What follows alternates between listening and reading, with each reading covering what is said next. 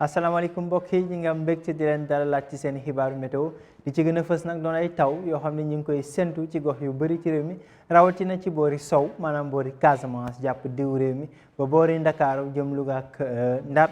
foofee nag la taw yi di gën a fësee rawatina ci guddi tey gi la jëm nag ba ëllëg ci suba bu jàllee ci leeral xibaar yooyu le suñu animation satellite mi ngi ñuy won ci guddi tey gi la ay taw yoo xam ni dana jugee ci boori Guinée ak boori Mali wala yan nag dugg ci réew mi rawatina boori sow dëkk bi ñu xoolee ci guddi tey gi leen nag jàpp ba ëllëg ci suba ñu ngi séntu ay taw ci diggante Ziguinchor Sédhiou Kolda jàpp boori Kédougou ak Tambacounda maanaam boori Casamance ak Sénégal oriental waaye tamit ci diggu réew mi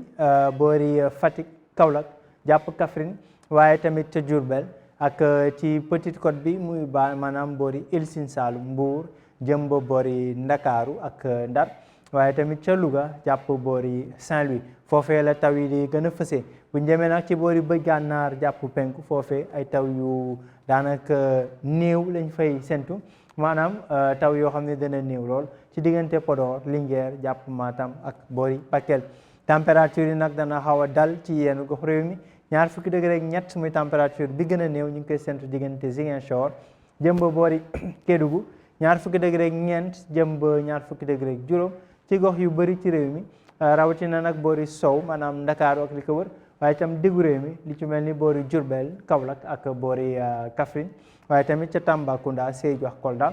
ca boori penku tamit 20 degré ak juróom ca Matam ak Bakel température yi gën a kawe mbokk yi ñu ngi koy séntu ca boori bëj gànnaaru réew mi muy 20 degré ak juróom benn ca Ndar jàpp Podor Linguère waaye tamit ca diggu réew mi muy boori Fatick mbokk yi ëllëg asamaan si dana gën a dal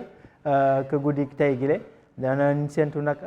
jant bi moo fi gën a fës ci boori Fatick ci boori Matam ak Bakel waaye nag dana am tuuti niir ca diggante Linguère ak boori Podor taw yi nag ñu ngi koy séntu ay taw yu néew lay doon diggante Louga Diourbel jàpp boori Kaffrine ay taw yu ànd ak dënnu nag yu ñu séntu ca boori Tambacounda Kédougou waaye tamit ca Casamance jëm ci diggu réew mi boori Fatick Kaolack jàpp Mbour Ndakaaru Thiès ak boori Ndar foofee ci la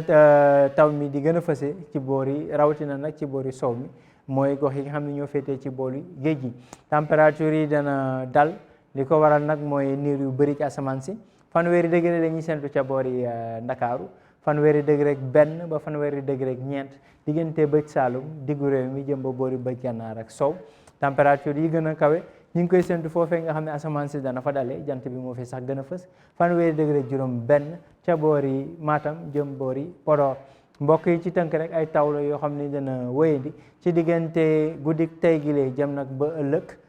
ci talaata gi foofee nag ca boori bëj Saalum muy boori Casamance ak boori Sénégal oriental waaye tamit ci diggu réew mi lu ci mel ni boori Kaolack Fatick